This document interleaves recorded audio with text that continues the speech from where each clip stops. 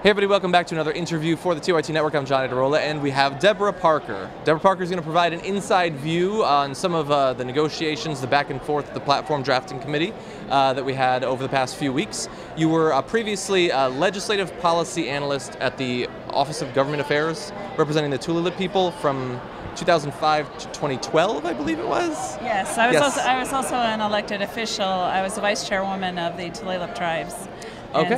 And so about a year ago, I decided not to seek re-election and actually spend more time with my family, which the campaign... That's what they always say. That's what they say. So I went from maybe working 12 hours a day to 14 hours a day. So yeah, it's like retirement. You don't. Yeah. When you're, I guess the cause was asking me to come forward, and so the campaign, Bernie Sanders ran, and it kind of got me interested, and then from then on I kept moving along with the Bernie Sanders campaign. Awesome, awesome. And you were one of the people chosen just, I believe it was a couple of months ago, to represent Sanders and the movement on the platform drafting committee.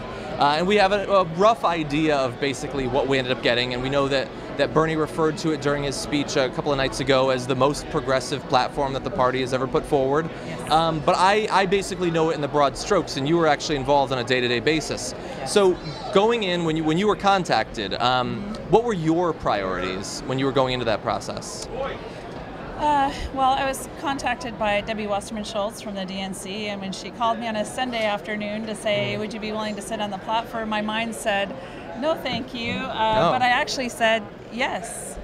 Yes. I mean, not knowing the full process, I just thought, wow, this is our opportunity, or my opportunity as a Native American woman to, and as a climate activist, and I work on Violence Against Women Act issues. I thought, well, You'd previously helped to expand that to people who move on to areas of Native peoples and commit acts of sexual violence, right? Yes, in 2013 we important. passed the Violence Against Women Act to include tribal provisions. Yes, which was huge for us. It improved our federal Indian law, but it's not enough. We're still going to fight for more because we believe that Native women need to be protected. So yeah, that was a lot of work. Okay. Oh, sorry, I felt we had to go aside of that because it's obviously a great achievement. But so the platform. So you get into the process, and what are you hoping to achieve out of that process?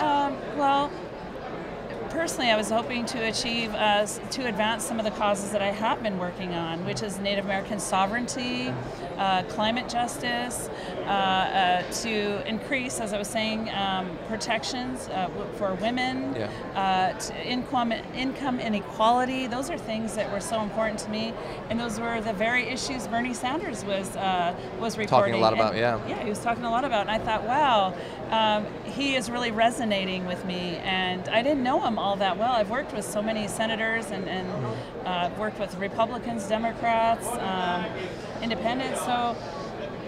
So when I started to hear his policies, I thought, wow, I got to check into this. And then all of a sudden it really resonated, and they asked me to sit on the committee, and I was happy to.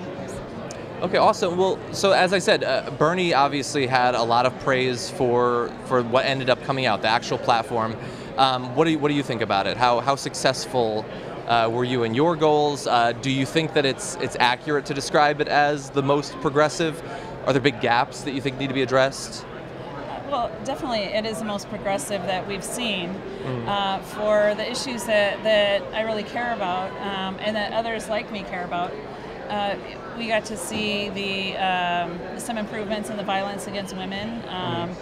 We also got to see some justice, putting an end to hopefully private prisons, but putting an end to the death penalty. These are, of course, this is an aspirational document. Yeah.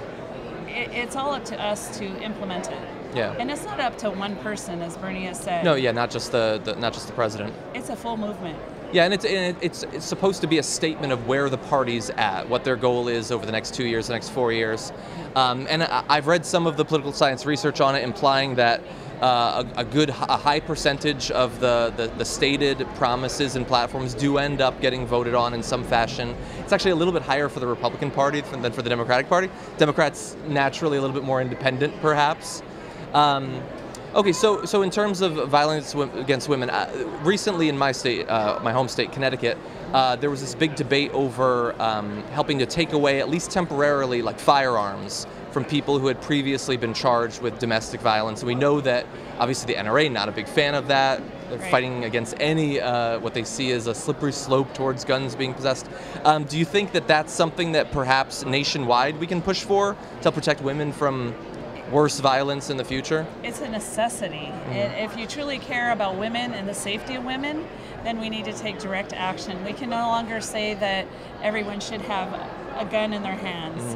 And so they keep going back to a constitution, a right to bear arms, which yes, you have a right, but if you're not safe and you're unsound, I mean, there are unintentional consequences that occur here that we need to be aware of. And if you're truly committed to protecting women, then let's put legislation forward that protects women and gun safety, and legislation that doesn't allow perpetrators and abusers to have guns, which is a huge killer of women.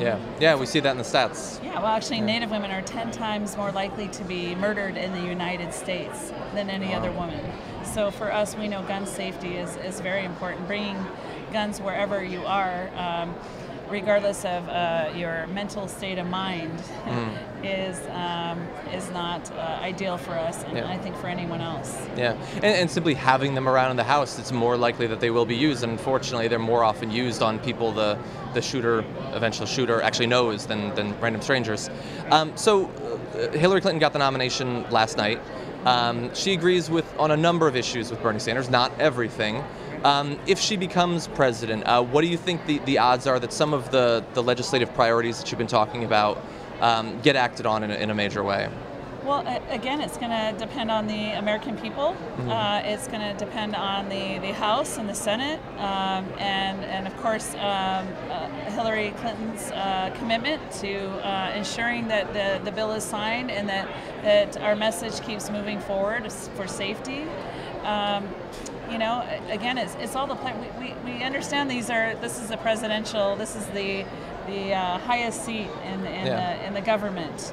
But really, it's the people. It's the grassroots people that truly do matter. So we're going to have to elect the right people who care about women, who care about gun safety, who care about the environment into these seats to make these types of decisions. We cannot just say it's one person and walk away. So all of us have to be committed, regardless of your party affiliation or your ethnic background or your gender.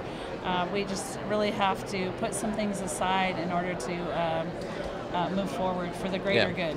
Yeah, even if we don't necessarily like the entire package. I mean, I don't. Now, let's shift briefly to a package I definitely don't like. So Donald Trump has recently, he doesn't talk a lot about Native Americans, issues facing Native Americans, but he has been talking about one woman with some Native American ancestry, and that's Elizabeth Warren.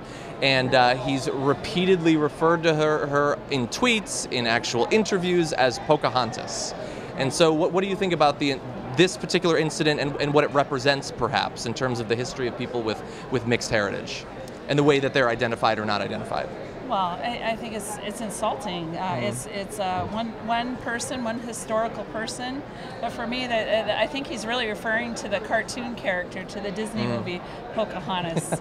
And I doubt he's done much studying, on actual the history. I don't think he really understands the true history of the name Pocahontas, Powhatan. And you know, I was called that a few times here, and people thought it was a beautiful honoring. And I thought, well, you know, I actually have an Indian name, and I actually have a name, you know. Yeah. And my indigenous name is Sitsailtsa, and my name is Deborah Parker, and I'm actually from the Tulalip tribes, a Coast Salish nation. We're indigenous people. Our history goes so far back. It's time immemorial. Yeah. So it's very insulting to be called something that I'm not. I'm not Pocahontas. I'm not from her nation. Exactly. And so I mean, it's very deep for us. So it's actually insulting. Yeah. For me, when the Disney movie came out, I do have long hair, and a lot of people did think that it was very sweet to call me a pet name, and I thought, I'm not a cartoon character. And that's not to take away anything from the historical person. But it's just, I have a name, I'm a real person. Yeah. So you've mentioned, you've talked about sovereignty a couple of times over the course of this interview. This is probably the last question then. So you've mentioned sovereignty. We know that in the past, I guess it was actually about 16 years ago now, George Bush talking about sovereignty in a very comical fashion. It's not necessarily something that American politicians think about a lot until they're presented with the question and all of that. Donald Trump, if he becomes president, we've seen how he sees a lot of different groups of people of Mexican ancestry, Latin American, South American. What do you think his approach to dealing with Native peoples, the Native American community, his view of sovereignty, what do you look forward to or think will happen if he becomes president? I think it's not good. I think it's not good. He already has a record with tribal nations that is very seriously flawed.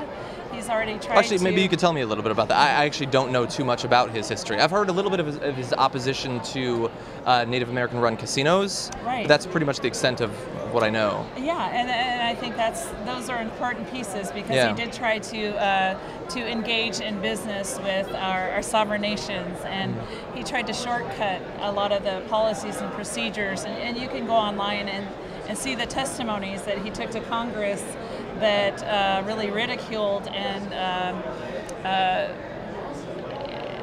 just really hurt our idea or the fact that we have sovereignty, the fact that our constitutionality and our treaties are what protects us. It's part of the Constitution. Yeah. And he wanted to ignore that. You don't ignore that. You don't. We have a law, and there's a reason we have a law. And so there's a reason we have a treaty. It's the supreme law of the land, Donald Trump. Yeah. You don't get to just say, well, I want to put my business on there and I don't want any regulations. Yeah. So take the land away from them Indians. You don't get to say that. Yeah. We're protected. And there's a reason we're protected. There is a solid agreement that goes back for generations. So after massive abuses. He won't get that. Yeah. It takes somebody who is willing to listen and someone willing to learn, and Donald Trump will not get that. And I don't think there's too many people in the United States that really do get that enough to help this person if he becomes president, which I really don't think he's going to be president in my... I hope not. He's certainly not, he's not the type to look for help. He said today, I've never had a second thought. Right. So that's scary. He should have a second thought. Yes, about many things.